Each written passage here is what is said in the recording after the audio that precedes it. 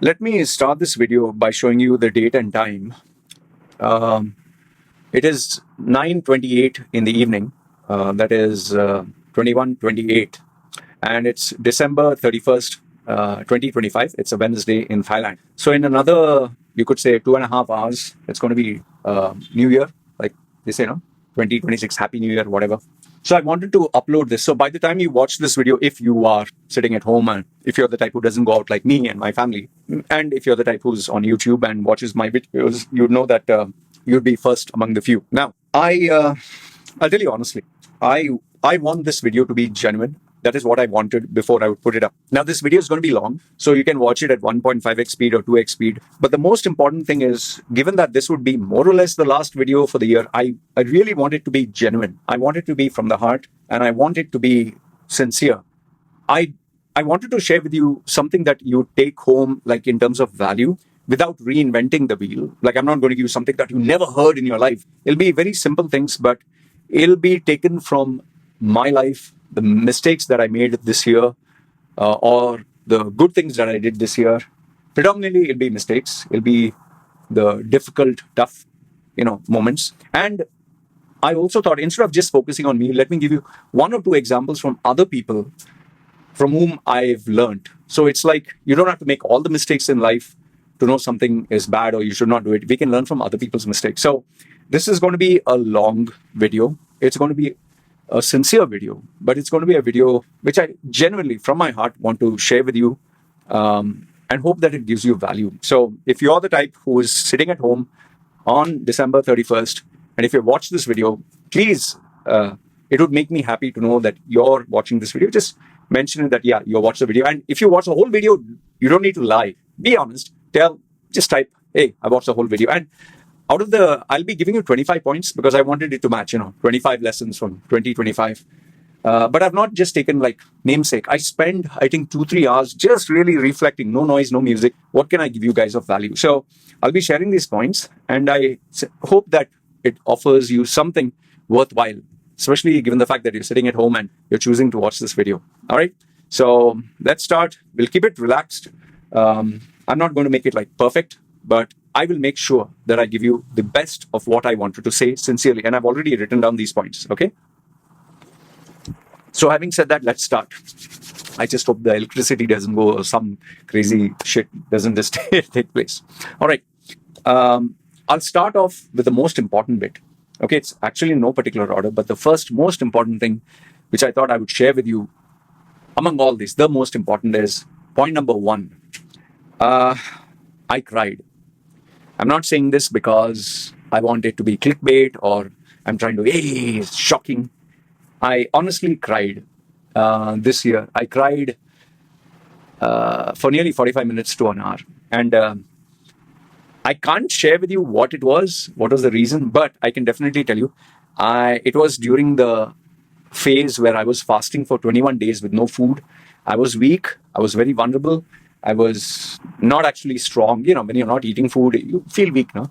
And I was also going through some problems which I can't share with you guys. Don't mind. There are things that we share and some things we share, some things we can't. I want to keep this private. Okay, so there was something that I was going through. Even my wife didn't know about it. My baby didn't know about it. Nobody knew about it. Okay. And man, it was so crazy. It was like I was thinking about it. There are sometimes you can't share with anyone. You just don't want to share with anyone. You want to fight it out. And I'm the type of guy, sometimes when I have a problem, I like to figure out a solution because, I'm the bread earner of the family. My wife doesn't earn. My kid can't earn. I don't have mother, father. I don't have brother, sister. I don't have friends. And I don't expect, even if I had friends, for them to help me out. They have their own shit. So nobody. I'm alone. And I need to figure out a way to take care of myself. And I have 2 mouths to feed. So when you go through a problem, and you're going through it not just for days, for weeks, for months, and you just don't know a solution, and you're going through a fasting phase, and you're going through health issues, and you at some point you break down and cry. And man, I broke down and cried. I cried like as if I was going to die. I wish I could tell you that, hey, I've got the solution. Way, No, there are sometimes in our lives where when we have a problem, we may not get a solution. whatever it is. Let's say, for example, I'm just hypothetically, let's say someone has cancer, or someone has, let's say, lost his business or all his money, or someone is going to lose his loved one, spouse, or whatever. There are so many YouTubers who you can check. Even Chris Williamson, he found out that he has a kind of a disease or something, and that changed the trajectory of his life, the way he saw life. There was another YouTuber whose wife got cancer and died. There was yet another. These are guys who have millions, in like triple-digit millions. They are earning like $100,000 per month or $50,000, and they are going through all this. Then one guy is losing his eyesight. One other guy, his wife is dying or going to die. One other guy, he actually died. So when you go through all this and you see all this, life is crazy, man. These are real people. So don't worry, I'm not going to die. I don't think so. But I have a problem that I wish to solve. It's still work in progress. And I don't want to share it. I don't need a pat on the back. I don't need, we'll pray for you. I understand some of your well wishes, and there are some others, well deserved, you deserve it, you piece of shit. Oh, whatever, fine, it's okay. But I like to be the man who solves it, okay? And yes, I eventually had to speak to my wife about it, and I guess she has started to pray to God, to her Buddha or whatever.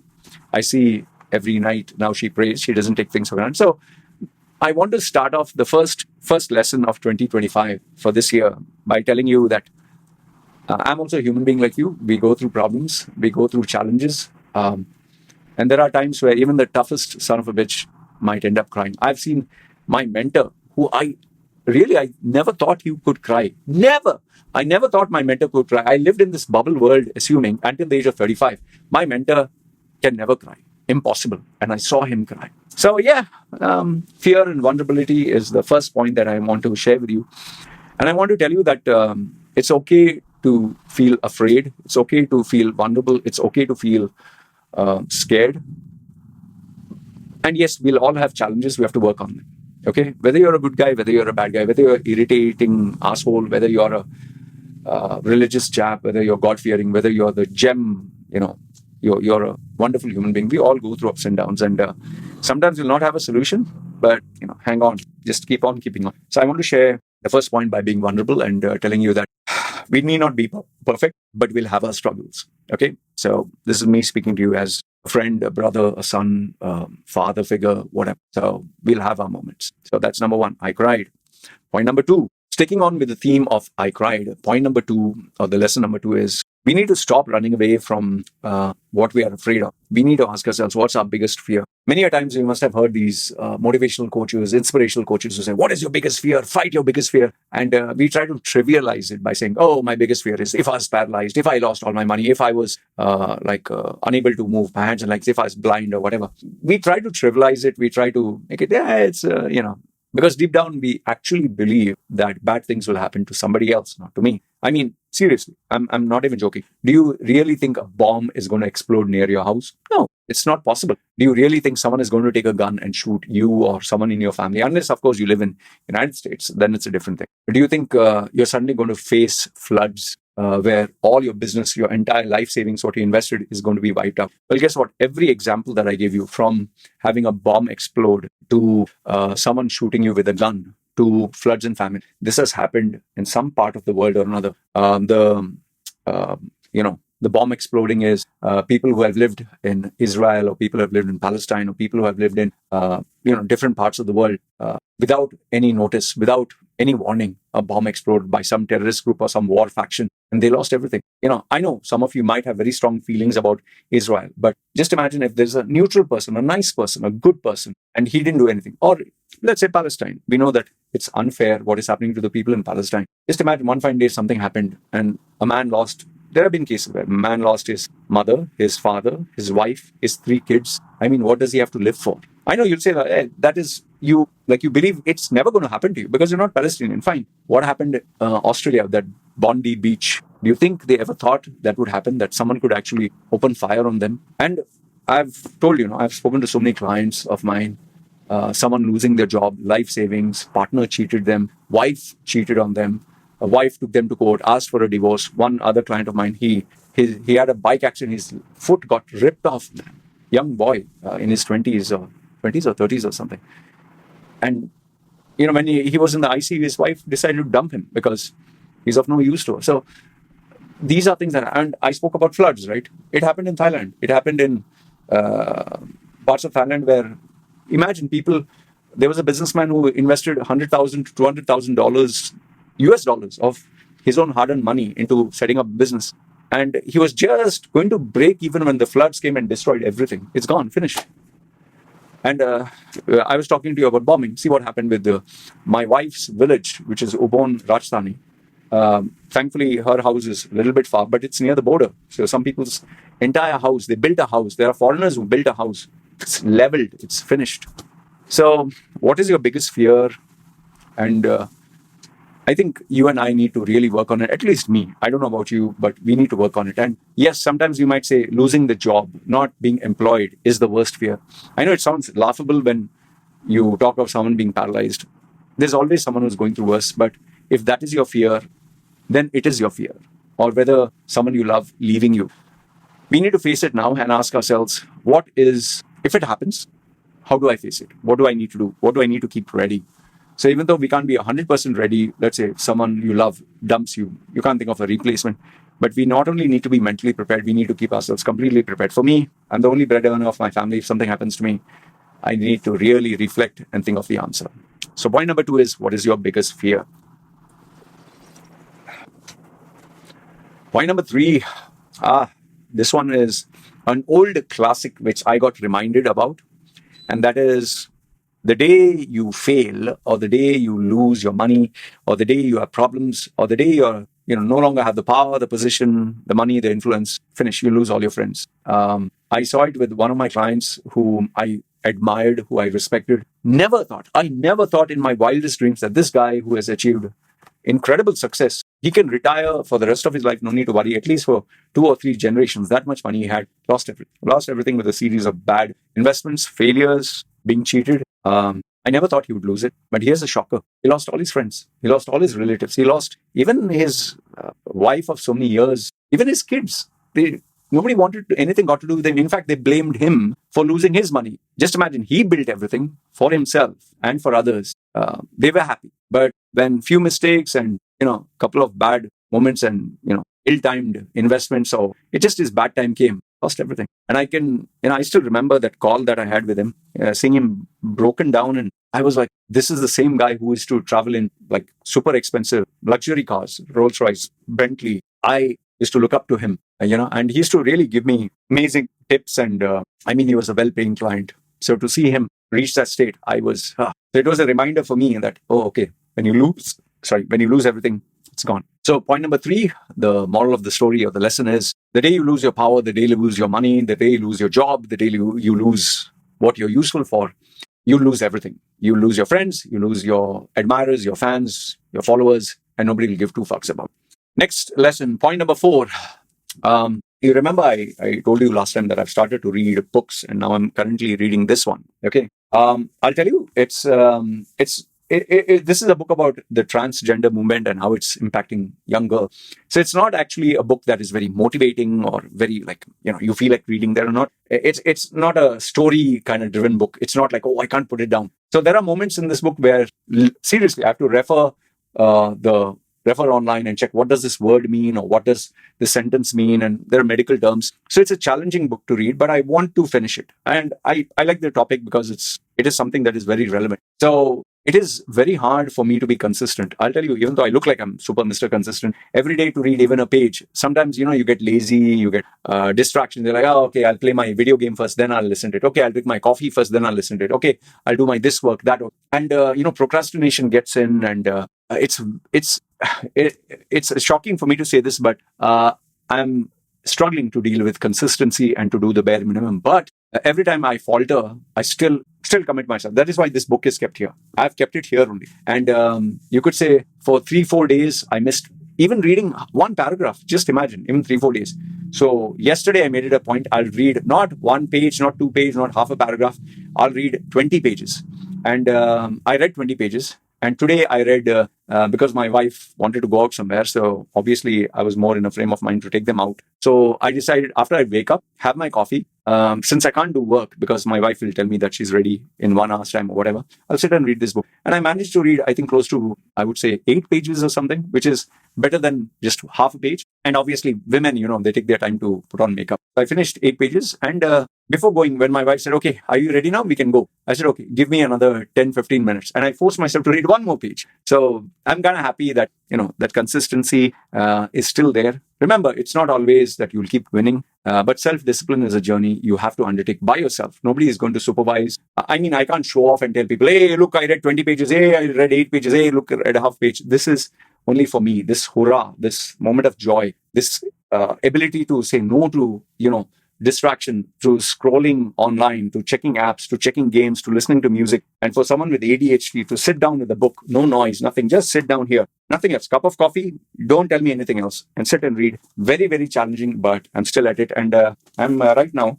this book has, how many pages it has? I'll tell you, this has around 230 pages. Okay. I'm at page number 169. Okay. I'm at page 169. So I'm getting there. Another, I think, 40 or say roughly 100 pages, and I've done. So I'm very happy. So very soon I'm going to share with you the good news that I've completed a tough book. And I'm not going to stop there. I'm going to take yet another book because I want to be consistent. I want to be disciplined. I want to do my bare minimum. And that is something I've preached to others. So how can I preach if I don't follow? Because remember, if you don't have good habits in your life, bad habits will take its place. And that is not something I'm prepared at the age of 50 to fall victim to. Okay. And, I don't smoke. I don't drink. I don't go to girls. I don't do anything. Only addiction is video games or, eating food, and that's it. But discipline is important. Okay. And even eating food, I did my fasting, which I'm coming to that. So this is point number 4. Point number 5. Now, this one is kind of crazy that I even have to tell you, but money is the most important thing in your life and my life. You have to prioritize money. Now, I'm not saying, there are philosophers, there are people who say money is not everything, God is everything, health, you can't buy sleep, you can't buy this. Yes, you're right, Baba, not all rich people are happy. You can give me all those statements, but I would rather be rich and miserable than be poor and miserable. And there are also people who are lecturing me about, hey, what is the use? You make so much money. Oh, you put Rajnikant's photograph in that thumbnail, but he's giving to the poor. You're not giving to the poor. Yeah, go fuck yourself. That's my response to them. I have a wife and I have a kid who are not at all earning, who don't have the capacity to earn. And if I were to die today, nobody is going to take care of them. So all the money that I earn is, sorry, there are a lot of poor people in this world. I can keep giving the billions. They will continue being poor. I need to take care of my wife and my kid. And I'm not apologetic about it. I'm not feeling embarrassed about it. Sorry, but I don't help any poor. I don't want to help any poor because there is my poor wife and my poor kid and their poor future. And I need to take care of them. If I had, even if I had $10 million, let's assume, which I don't have, or $1 million US just hanging around, still I would work hard for them because the day I die, finished. My wife cannot work, cannot earn. She has to live with the bare minimum. And given the character that my wife is, I know that she will make sure that she utilizes every penny for the best. So the point number 5 or lesson number 5 is, we need to prioritize money in our lives because we spend the majority of our day, apart from sleeping, apart from eating, apart from, answering nature's call, pooping and everything else, we spend it at work. So money is the name of the game. So it's important not just to earn money, but to save money, because you can earn 10,000 and you can spend 9,999 and then you save only 1. Doesn't make sense. So earn more money, yes, but you need to save also. And that is something that is very tough to exercise, especially if you are impulsive like me. I have ADHD. So that is why I give the money to my wife and I tell her to save it, invest in gold, invest in things that are important. So number 5 is money. And over here, my only advice to you is focus on how you can make more money. Take the mentoring, take the coaching, go to somebody who can guide you and tell you how you can earn more money. Remember, more money per hour. That is the name of the game. Not, I will, get a monthly salary. Yes, monthly salary is also good, but figure out how you can get more of a monthly salary than less. Because right now, if you're getting 10,000, say $10,000 or $5,000, there is someone out there, same position, same designation, only thing is earning double than you or more than you, and he's able to save more than you. So figure out a way how to make money your priority, master the art and make even more. I'm not going to give you bullshit that when you sleep, make money, let money come in the bank and you have a passive income and all that. There's no such thing as easy money. It's going to be a struggle. It's going to be hard. Yes, I have clients. I'm not joking. young clients who made 1 million, 10 million, more than that through cryptocurrency, through lucky investment, but it's dime a dozen. It is just because one guy, Pakistani guy in UAE, he made $10 million. $10 million just gambling with cryptocurrency, with shitcoin, NFT and all that. He was just a middle class guy. $10 million. He doesn't want to work a single day in his life. He wanted my coaching and guidance on how to retire without having to pay a single penny in tax or getting his life in problem. So now I would love that life. I'm sure you would love that life, that he's hardly in his 30s. He doesn't want to work. He just doesn't want to work. He wants to enjoy retired life. So I'm sure many of us would like to do that and pursue our hobbies. But if they say, if wishes were horses, every Tom, Dick and Harry, even a beggar, would want to ride that horse. Okay, so prioritize money. Yes, we all wish to be lucky, but until that lottery or whatever comes, until then, figure out a way how you can earn more money per hour. That's the only way you'll save your life. Point number 6 is the importance of food and fasting, FNF. Now, if you have followed my channel, you know that I've been a strong proponent of intermittent fasting, although right now I'm not doing intermittent fasting. Google search, I don't want to get into what is intermittent fasting. You don't eat for, let's say, 18 hours or 16 hours, and the rest of the time you can eat short window of eating. And prolonged fasting, which is you don't eat for 1 day, 2 days, 3 days, 1 week, whatever. Check with your doctor before getting into this. You can just type my name, Loy Machedo, intermittent fasting or Loy Machedo, 21-day fast, 15-day fast, 7-day fast. I've done this.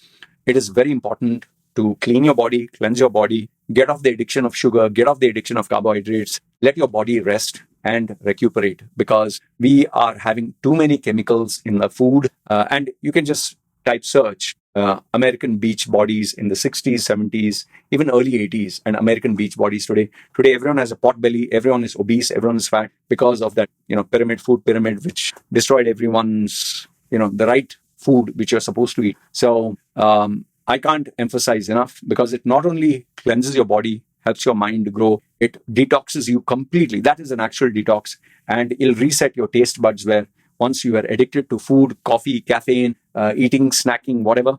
And remember, I was a guy who was having a 44 or 46-inch stomach, and I was 125 kilos. I brought it down to 52 kilos, but that is extreme. Don't try that. I tried 21 days fasting, but it's important. Now, the only caveat that I'll have here is be careful when you are doing an extreme fast, or in my case, like an idiot that I was, competitive fasting. It can backfire very seriously, and I am experiencing some of the drawbacks of doing extreme fast. I've lost too much muscle, and I can literally feel my bones when I'm sitting down, so I have to move. And, my foot got nearly paralyzed, which I'll be speaking about later. So I took it too much to the extreme. I'm not going to try that again. I'm not going to try to break any more records. I will not, even if I can, I will not try to do 1 month fasting, because as it is something, if a super fat guy were to do it, he has reserves. I didn't have any. Shouldn't have done 21 days fast, but that's it. I might just do, if I ever do, 3 days, 1 week, maximum 2-3 days, not more than that. Okay, so be careful of extreme fasting. So it's good to fast.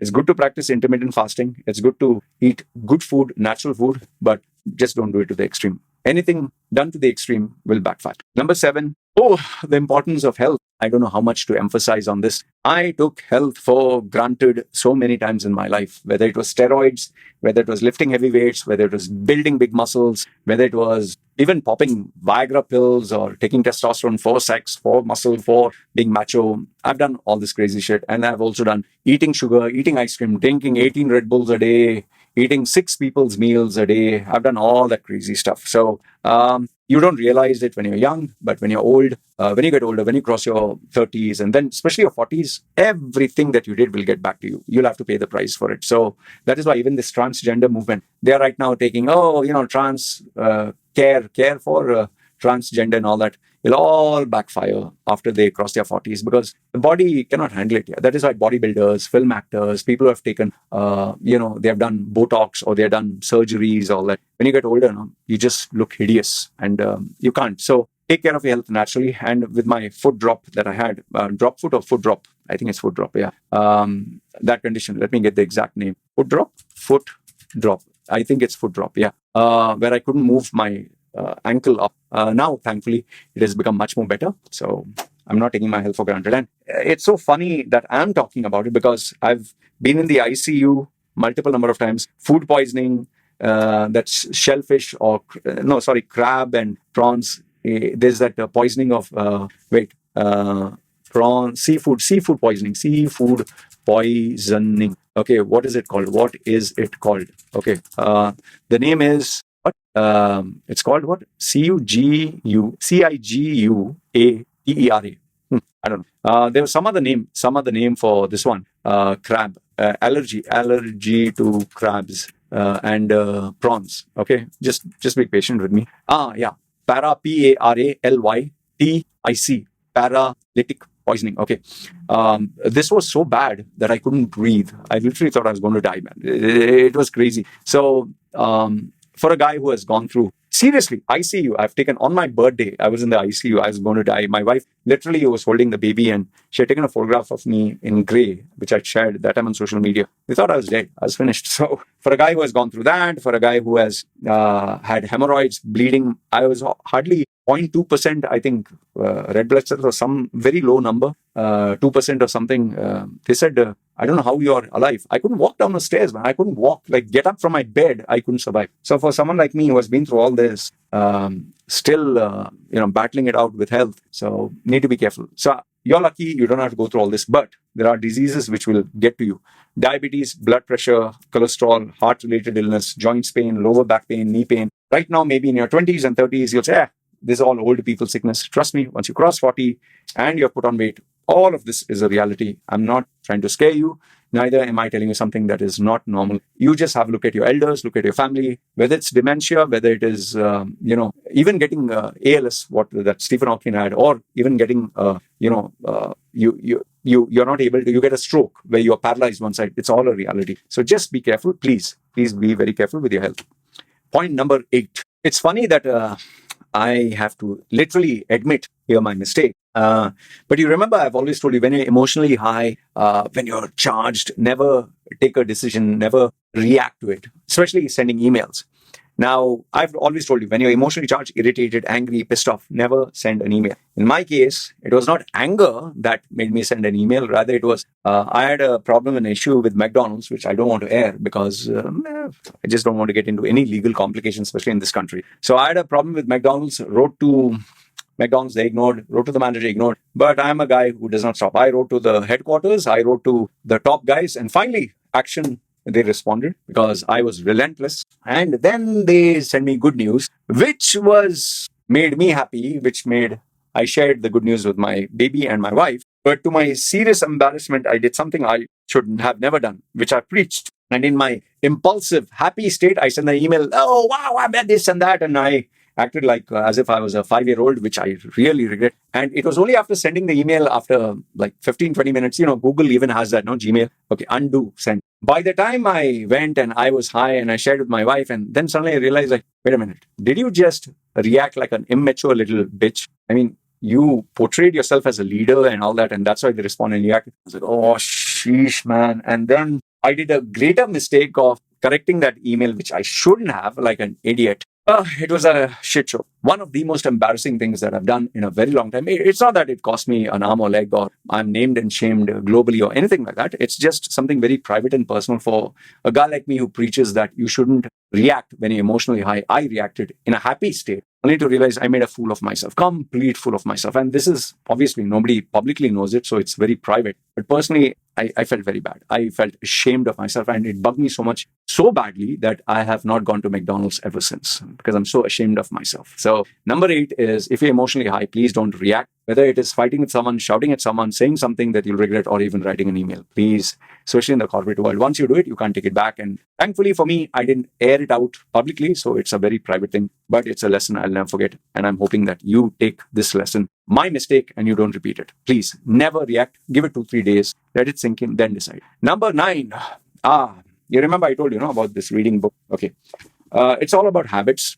Your habits will define your life. It'll define the quality of your life. It'll define the journey. It'll define your destination. It'll define everything. So ask yourself, what are the habits that you have? Write down all your habits, daily habits. How many times you look at the phone? Which are the apps that you go to? Which are the videos you watch? What do you tend to do? How much you tend to eat? Whether it's smoking, drinking, sex, whether it is gossiping, everything that you do has a habit. You better find out what are your habits and list them down, and then ask yourself, one habit that has to be eliminated. Take one at a time and replace it with something else, because your habits will make or break you. In my case, This might sound silly, but I'll give one. Reading a book. For a guy like me who used to preach and teach people reading a book, whose life changed because of reading a book. You can check my videos. I became this kind of guy who started preaching, no, reading book is a waste of time. Listen to podcasts, listen to book summaries. I've given that I think, just few months ago. Now when I look back, I'm like, man, there's still a difference in reading a book. What am I doing? I'm shooting myself in the foot. There's a discipline that comes from reading a book. There's a focus that comes, a clarity. I'm just, kind of preaching to the world what the world wishes to hear. Hey, listen to your smartphone, age of distraction, no need to focus. It was a bad advice I gave. So I'm back to reading a book, and I've decided to make this a habit. Here's the funny thing. For a guy like me who used to read 8 to 12 hours a day, I'm struggling to even read maybe sometimes even 15, 20 minutes. So don't take your habits for granted. Remember, good habits are very easy to lose. Bad habits are very easy to gain. Better be aware of what your habits are. And after you've made aware of what your habits are, replace the most challenging one or the one that will improve the quality of your life. Start with the biggest one. Don't go small. Hit the big boy. Okay, and try to fight it out and change your life. That's what I would say. So remember, habits will make or break you. And if you are committed and you stick to it and you do the bare minimum, you will succeed and your life will change. Number 10. Oh, the big mistake. All right. Number 10 is, it is a mistake that I have to thank our one and only Mr. Andrew Tate. Andrew Tate, like I've always told you that I'm not a hater of Andrew Tate. In fact, there are a lot of things I admire about that guy. The way he made himself globally known, the most searched about individual. There are things that we can learn from him, although the other things like, sexualizing or objectifying women or his, targeting of vulnerable young men. See, there is good and there is bad. His reasons for fighting, the corporate world or being mediocre or keeping fit or don't let bullies overtake you or be a man, take responsibility yourself. All this is good. But giving real world problems and then telling, take my course and this will solve these problems. Pay me the money and they'll solve these problems. Or, treat women like whores and PhDs, pimping whores degree. And no, that's all bullshit. Okay. So you're identifying genuinely real problems, but you're manipulating others after gaining their trust and sending them to the wrong way for your personal benefit.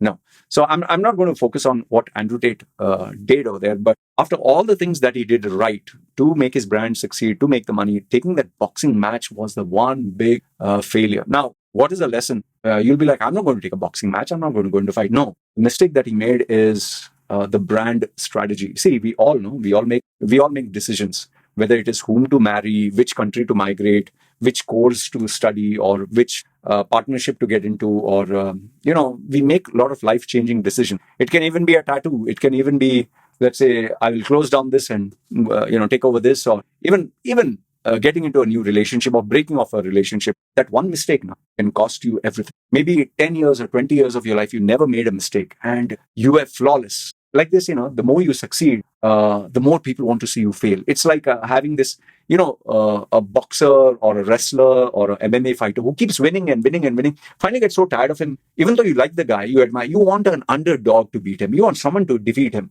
Because even you start getting, jealous or bored of it or envious. And you want to see him fail, at least at one time. Then after he fails, you want him to succeed. That's a different story. But this is human nature.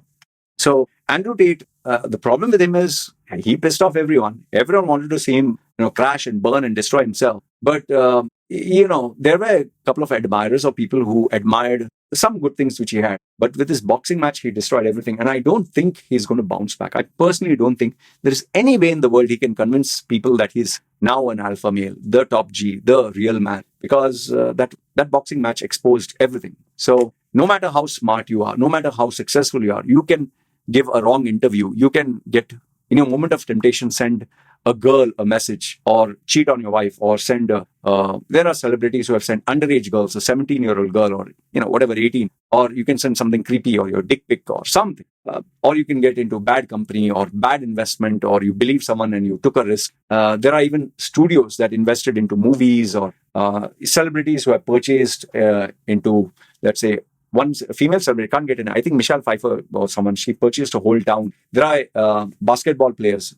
I always see those videos where athletes, multimillionaires who invested in wrong things, real estate, and it all came crashing down and they lost everything. Some invested in cryptocurrency. So you can make one mistake that will destroy your life forever, and you can never make a comeback after that. So be careful of that one mistake which can redefine your life entirely. Luckily, in my case, I have been cautious. It's not that I'm not going to make mistakes. Yes, I do make mistakes, but I'm just hoping, and even though I'm an atheist, hoping and praying, like they say, that I don't take any more risks. That's why I don't want to take any crazy risks right now, just ones that I can handle. So remember, the one mistake can define you forever.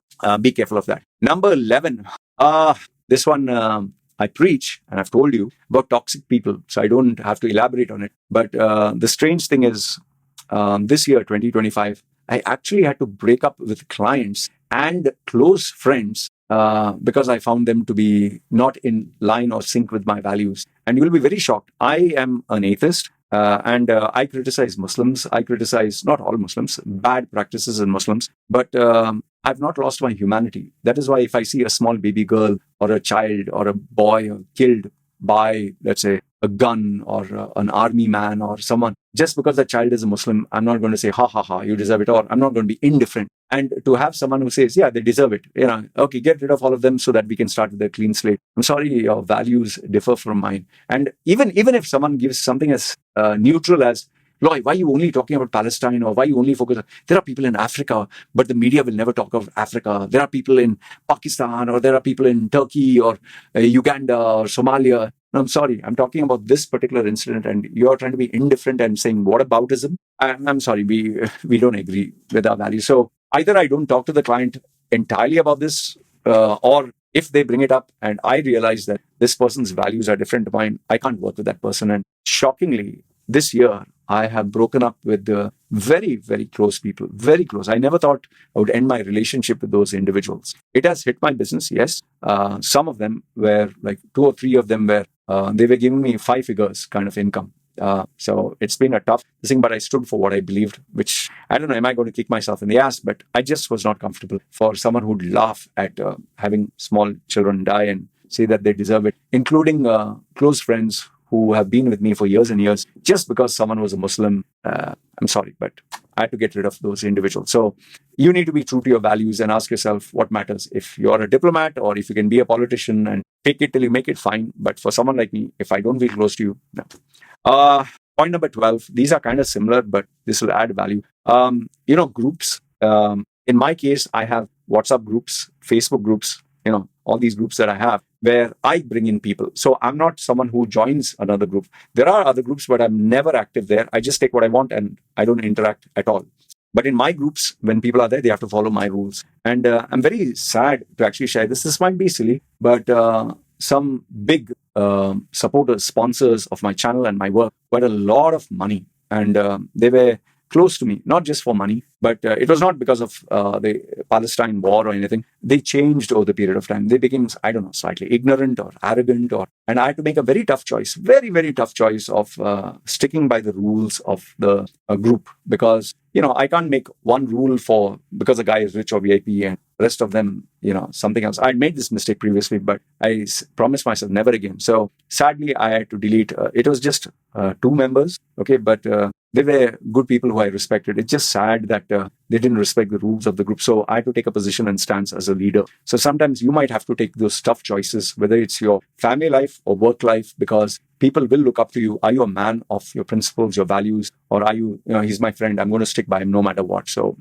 like Donald Trump, he wants you to be loyal to him no matter what. So do you choose that, or do you choose, I need to be true to my values? So I leave that up to you. I'm not judging you. You choose what you feel is right. Number 13 is your circle of friends define you. I had to break off with one friend, just one.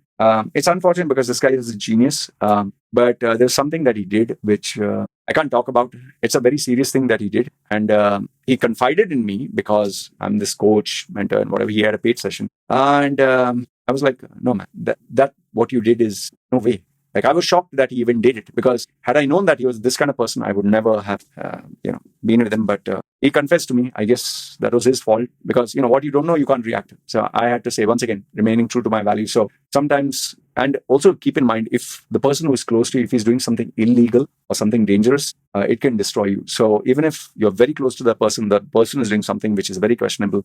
And over here, I'll put a slight extra point. Point number 13 is this individual was a very powerful, well-connected person that I know, but success started to go to his head, whereby he started to ignore me. And like if I would send him a message, he would respond immediately and send it back to me.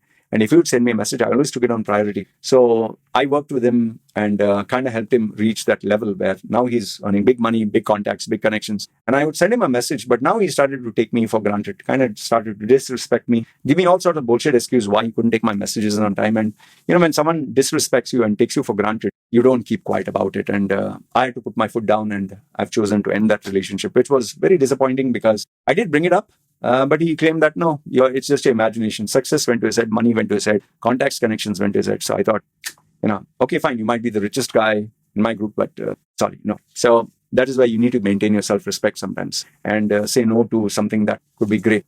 So that's point number 13. Point number 14 is, I don't know if I've told you this, but one of my closest relatives, whom I've been in touch with for ages, this guy, I never thought that I would break up. I actually broke up with him. And the reason why is because he started to get into, he got into smoking, which was still fine.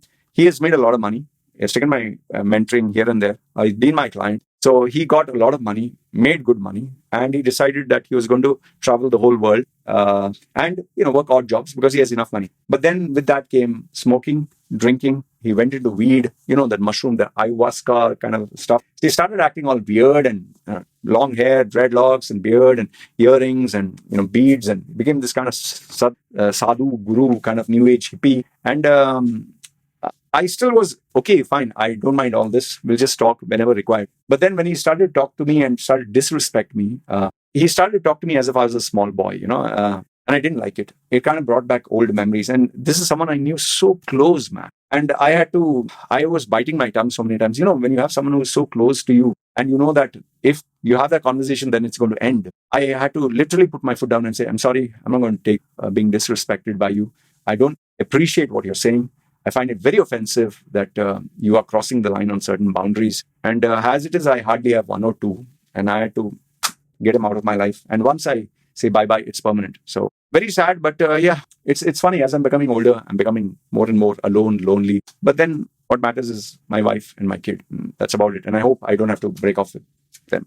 So it's kind of scary, same time sad. But this is going to be the reality. As you're going to get older, you will just be able to count on your fingertips the closest that you have. So I broke off with my relative permanently. He's blocked and deleted, no second chance. Point number 15. This one is going contradictory to my previous statement is there are some people who will never change.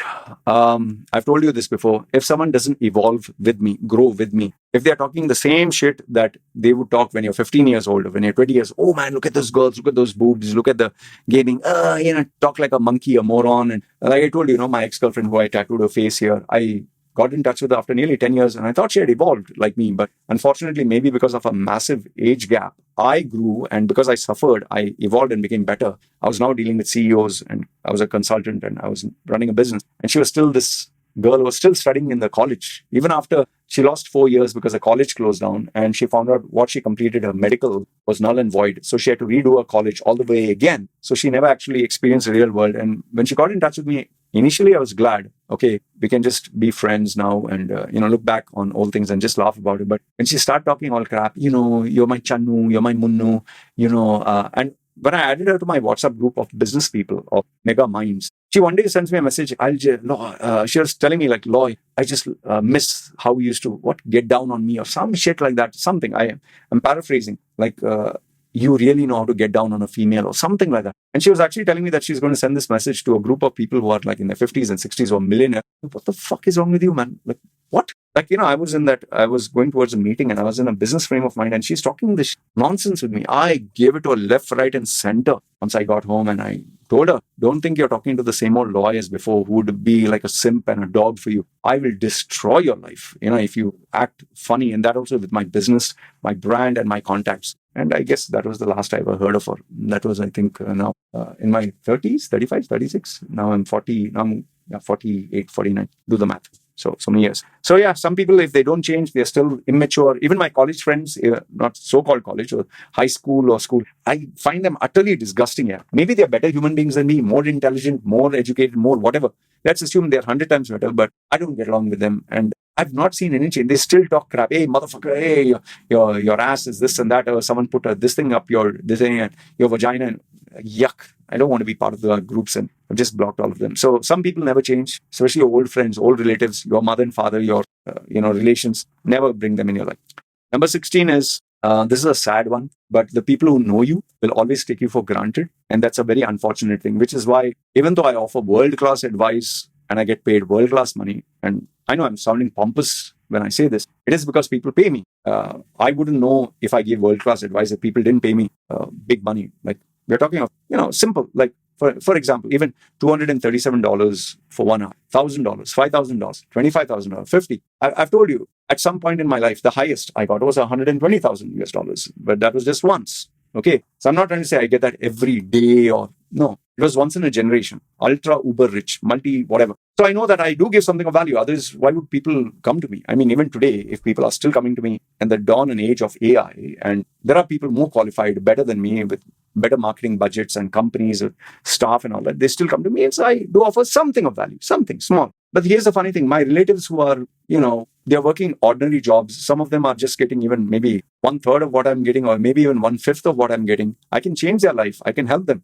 But they would rather take advice from some bullshit than me. So then what can you say? And here's the funny thing. There was one relative of mine who was opening up a business, from branding to logo to the slogan to the setup to the strategy to everything. Everything I laid it out for him. He didn't follow a single thing. I'll give you a small example. For example, let's say your signboard. Now, if you want your signboard to be noticed in an area where the lighting is not very good, simple question I'll ask you. Would you take a dark light or would you take a bright light? The answer is simple. If it is a dark area, you take a bright light. Would you take black as your color, or would you take something like white or neon yellow, or a signage? Okay. Would you make sure that there is enough lighting in your showroom or your business area, or would you make it like a dark discotheque with neon lights? So simple, basic common sense, all that I've given you is, you will say, yes, if it's a dark area, you need to have neon colored, like yellow with red font. Say, when you go to a supermarket, why do they put yellow sticker with red font and they put an X?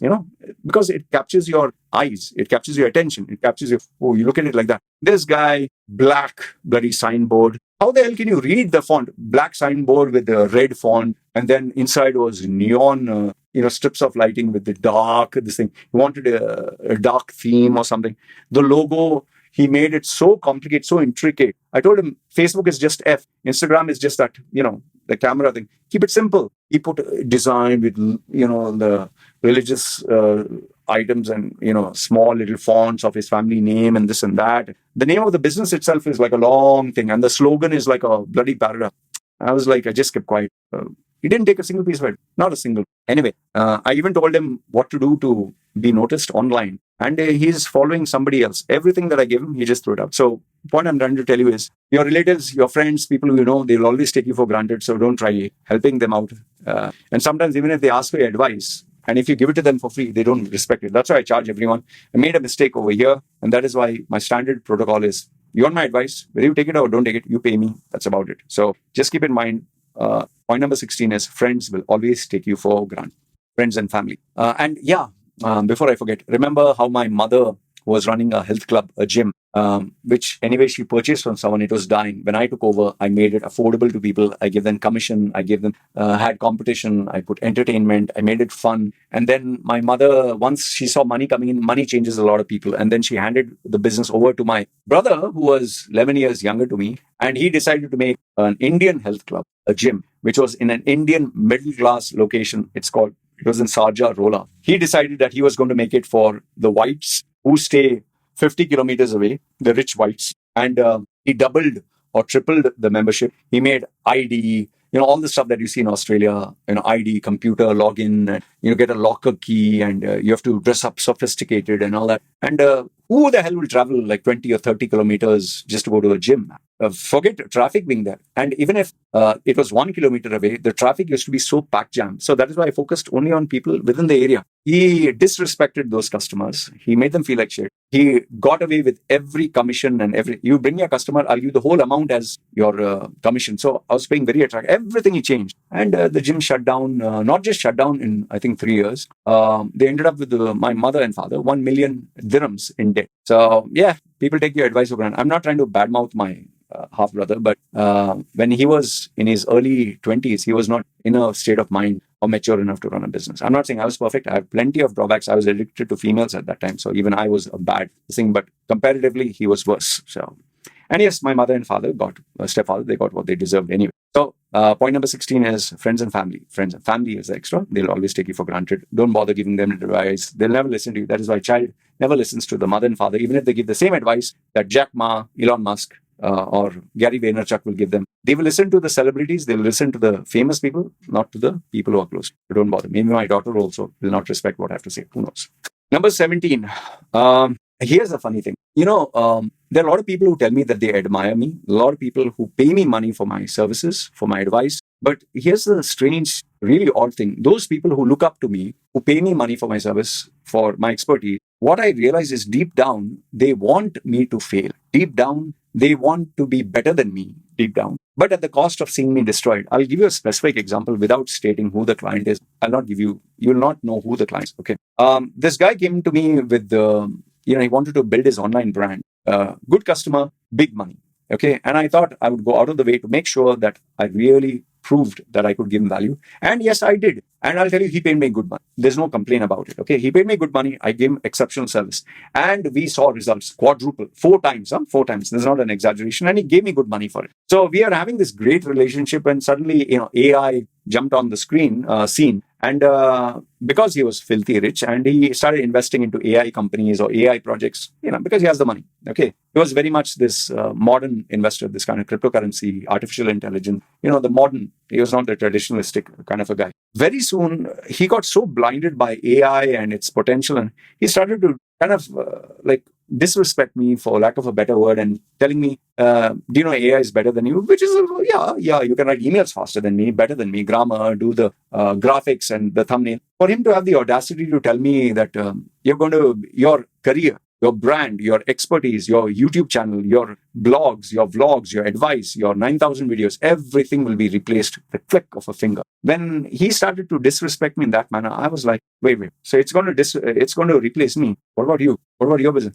No, it can't touch me. It can't touch me at all. Because what he was trying to tell me is he's too smart. He will use AI to succeed, but I'm a dumbass. And here's the funny thing. He pays me money for giving him advice, guidance. And I kept quiet. I didn't want to get personal, or I didn't want to tell him, excuse me, aren't you the guy who paid me the money for this thing? I didn't want to get personal. I just kept quiet. I bit my tongue because I was like, if I speak, it's going to fuck up the whole relationship. But eventually he got too cocky, so suffocating. I didn't give it to him on his face, but I started pointing out at his drawbacks because I think I was being a bit too soft with him, and because I was not praising him too much, and because I was exposing, obviously AI can't tell you what are your drawbacks, a human being can. So I did tell him, these are your shortcomings, these are your shortfalls, and this is what AI also can't tell you. And I was to, kind of sarcastically give it back to him. It just, we eventually realized it was not working, and we had to amicably end the relationship. He just said, hey man, we need to talk. I said, yeah, go ahead. And he said, I'm just finding this is not working out anymore. I said, yeah, I understand.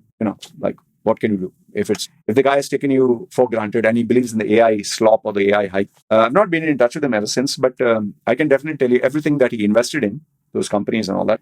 Some of them are non-existing. Some have failed. How I know? Because he took my advice or opinion to invest in those companies, and their website is no longer there, or whatever Facebook groups or whatever they created, everything is shut down. He believed in the hype. He made a mistake. But one thing I know, that he's not going to come back to me as a client because he's too proud. So the point I'm trying to tell you is point number 17 is somehow your own student, your own people who you have them make and become something. Once they achieve success and money, it goes to their head.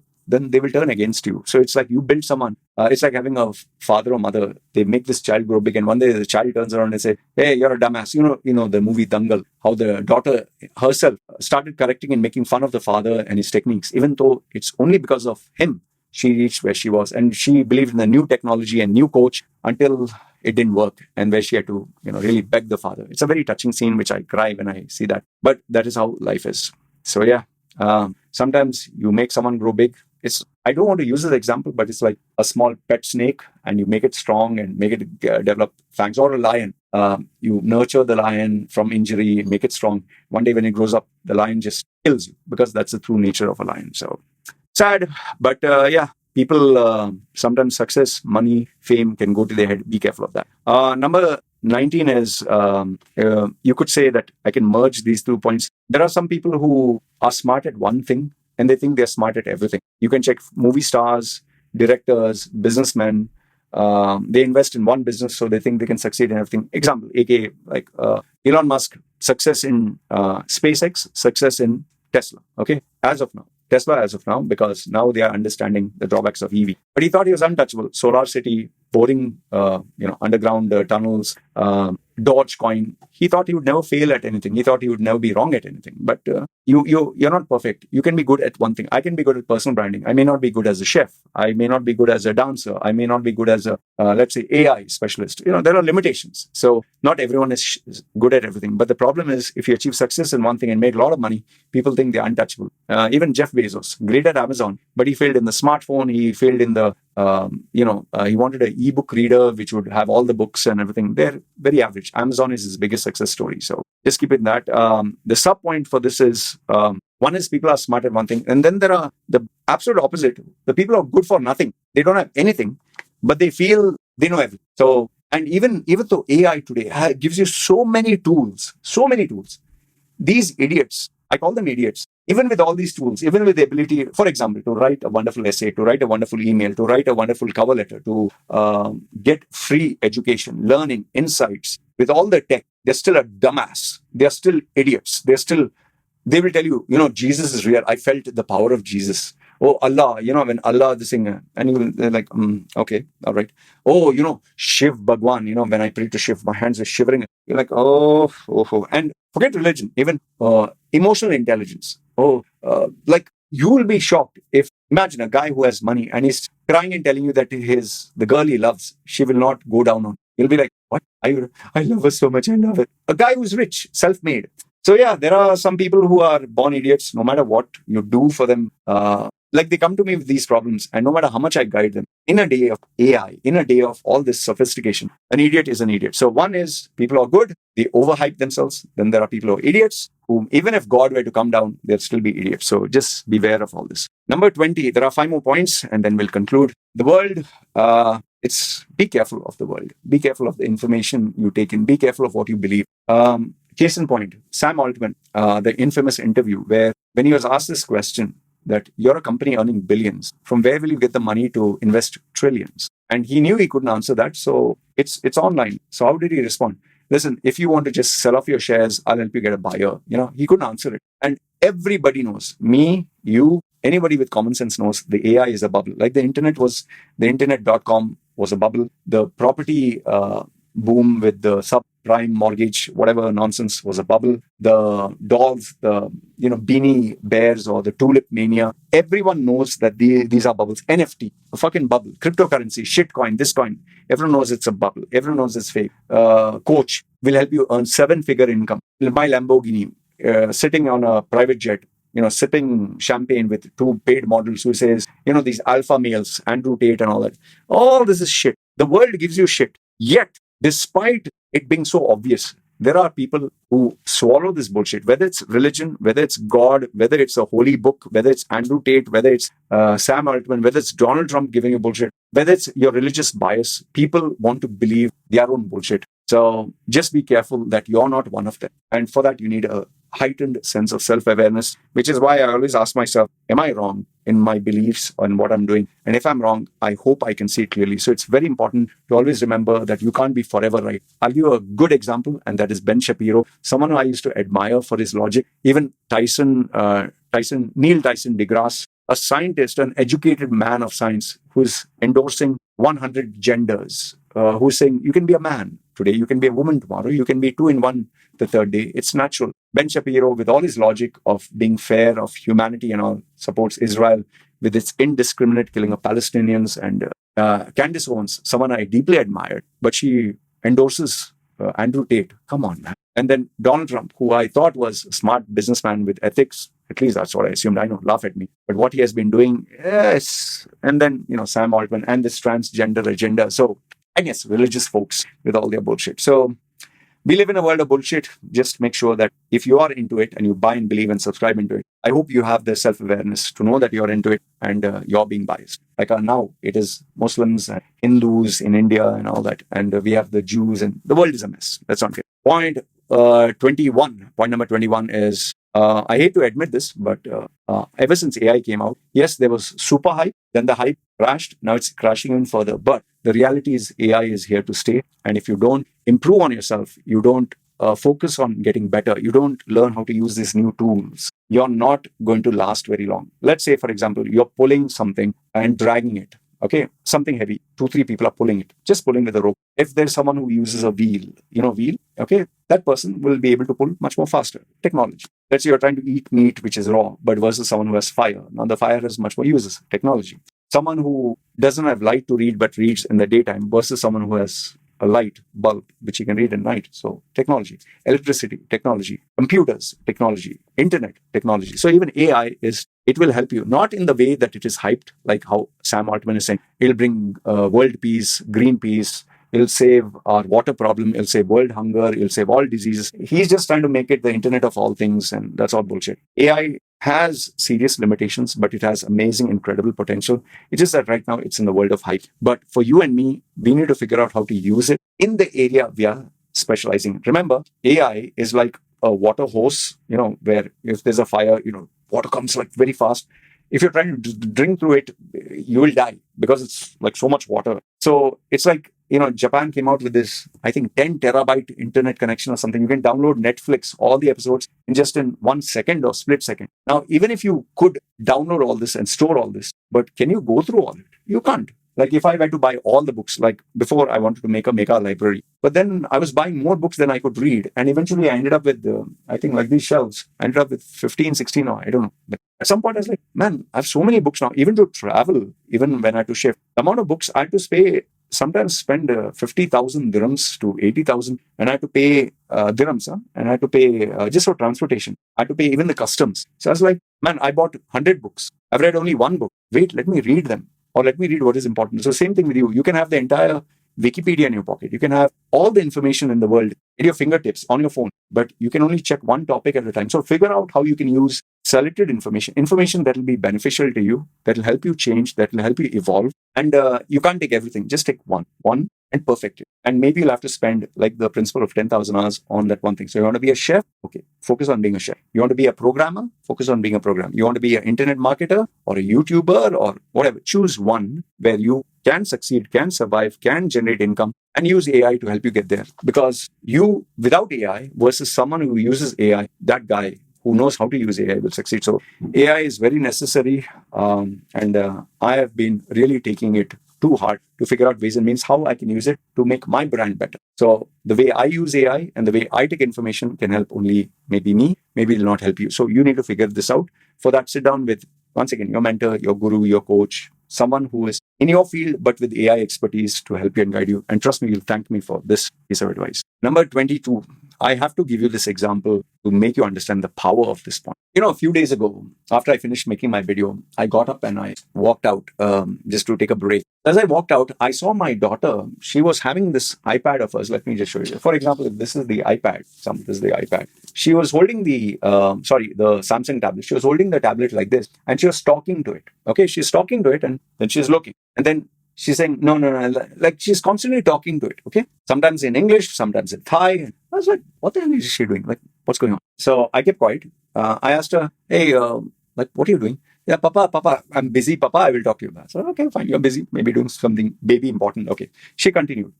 I got my snack or whatever, went to the toilet, came back. And later on, Once I finished my work again, I got up, I went, and this time my daughter was sleeping. When she was sleeping, my wife was sitting there. My daughter was sleeping there in the bedroom. So I asked my wife, today, did you see baby? She was talking to her. She said, yeah, I saw her. I said, what was going on? She told me, because I offered to buy my daughter, let's say, a gift for New Year. My daughter wanted a specific brand of a doll. It had to be that particular brand. It had to be that particular version with the particular color hair, with the particular, I don't know, K-pop theme, something, whatever. And my daughter doesn't speak English fluently. She knows okay English and she knows Thai, which is normal.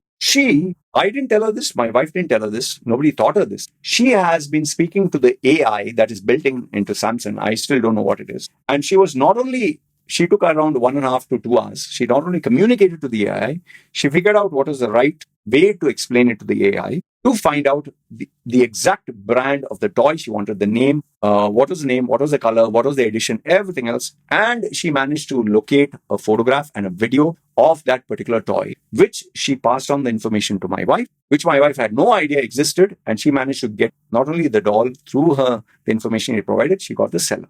And that my wife was able to share with me. Just imagine she is 7 years. When you and I were 7 years old, do you think in your wildest dreams that we would be able to do something like this? So if a child who's 7 years old knows how to use technology at such a high level, where they're able to tell us things which you and I can't even fathom, just imagine what is going to happen in another few more years with the younger generation knowing how to use AI. So the point I'm trying to give you at point number 22 is AI is going to change the next generation. And if you're at the precipice of like you getting old with the new generation getting young, you will be unemployed very soon, or you'll be redundant, or you will be left, just to eat the dust. You better be aware that the new generation is going to be, yes, they'll have their problems, transgender, distractions, ADHD, being lost, whatever. But when they sort themselves out one by one, they will be a force to reckon with. So you better wake up, because this new generation, I'll tell you, is very scary. And the technology, the mastery, a 7-year-old, I didn't teach her, my wife didn't teach her, they are learning. You better learn how to use from every technology that you have to your benefit.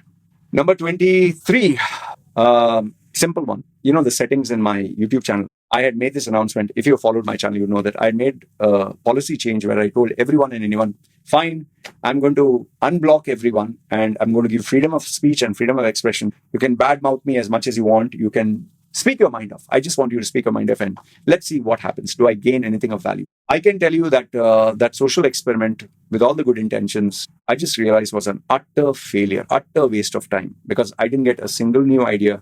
I thought I'll get engagement. I got engagement. People are food fighting and giving bad words, but it was low class, low quality, third grade shit.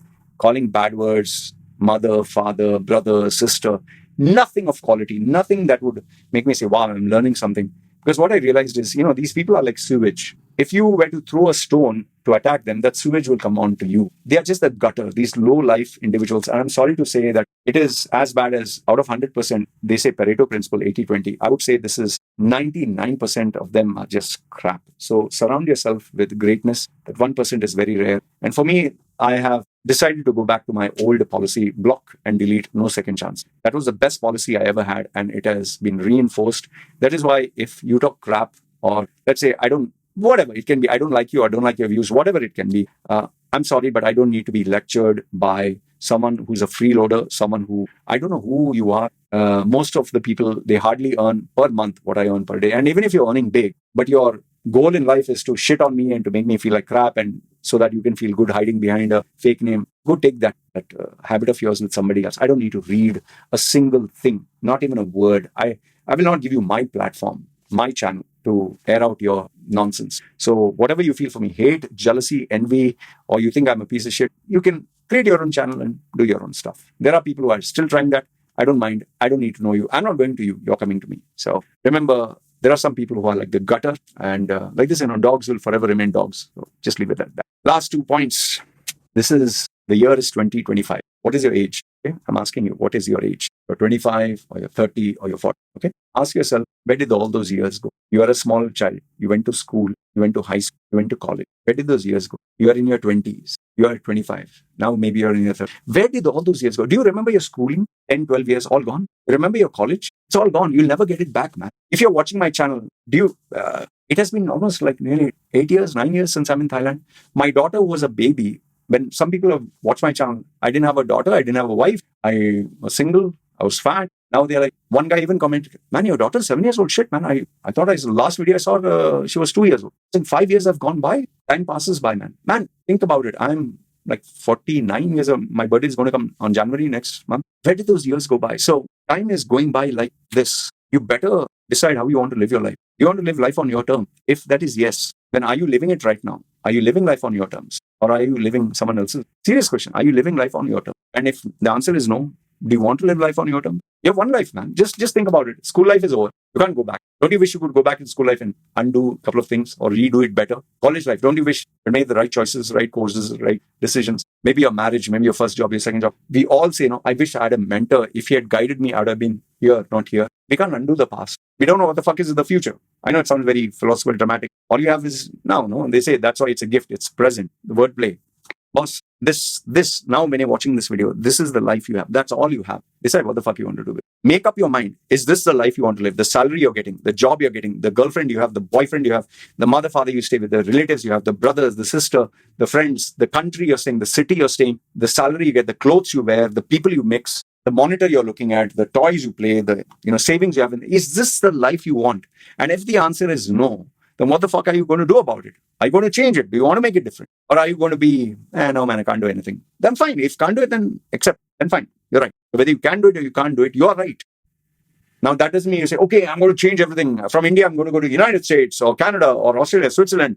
Okay, from a salary of $200 a month, I'm going to get 2 million. I'm from being a call center guy, I'm going to be Satya Nadella. All that is great. Good. You put all this up there. I'm just asking for the next step. You're not happy with your life? No. One step at a time. Take the next step now. If your salary is, salary is $100 a month, $100, 110. If you're earning per hour $5, $5, 6, 5 to 6. You understand? Small increment steps. One step at a time. Okay, I'm stuck in this place in India. Forget Canada. Forget Dubai also. Okay, from my city, can I go to the next city and get a job? Small steps. Small. I can't make a 2-hour video. Fine. Can you do 30 seconds? Can you do 10 seconds? Can you make a TikTok? You get what I'm saying? Time is passing us by. You have only one fucking. If you're not happy about it, do something about it. Do something now. Now. Right now. Not tomorrow, not next hour. Now. Start now. And take it with a sense of urgency. Only then your life will change. Because remember what I told you. My daughter is 7 years old, man. Going to be 8, 9, 10. And before, within another few years, she is going to go to college. And before you know it, she'll get married. Remember this moment that we saw. Because it's going to, I'm telling you, you'll be shocked. And before you know it, you'll already be in your 30s, you'll be 40s, you'll be 50s. You'll be, what the fuck did I do with my... And last but not least, the final message that I want to give you. I don't know if you watched if you have, comment down below. I watched all the 25 points. Don't lie. Write down. I watched all the 25 points. I listened to them. My final point that I want to give you is I spend this whole day today, whatever time I could get.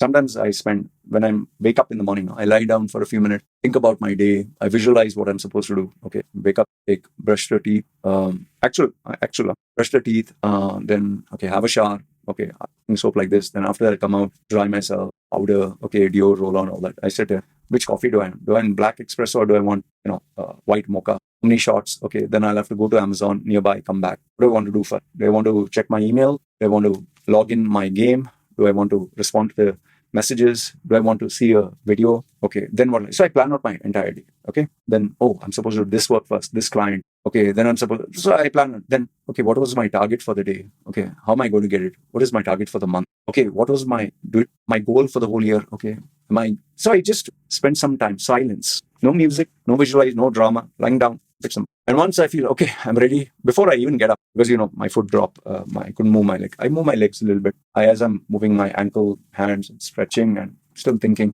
Then when I'm ready, I go like automated mode, like as if you put the key for one of those toys and they keep clapping. I go, and before you know it, the whole day is over. Yes, there are distractions and problems and changes there. So my final message to you is this habit that I just stated now. Spend some time to reflect and think. No social media, no lecture by Chris Williamson, Diary of a CEO, Tim Ferriss, no guru, no nothing. No phone. Don't check, don't log in, don't check your game, don't try to get the rewards, don't scroll Instagram, Facebook, WhatsApp, nothing. Just keep the goddamn phone, just lie down, visualize. Where am I going? What am I doing? What am I supposed to do? What do I want to do? Don't make your life like you'll just get up with the alarm clock. I have to get up. Then if that is the case, then do it as you're sleeping. But give yourself some time for you. Because if you don't, you don't plan out your itinerary, where are you going? It's like planning out a holiday. It's like going for a holiday, but you didn't plan it up. For a holiday, for a wedding, for a party, we plan out, okay, this is going to be the catering, this is going to be the DJ, This is going to be the venue. This is going to be the theme of the wedding. These are the people I'm going to call as a guest. We plan out so many things. In fact, in a wedding, okay, which cuffling I'll wear.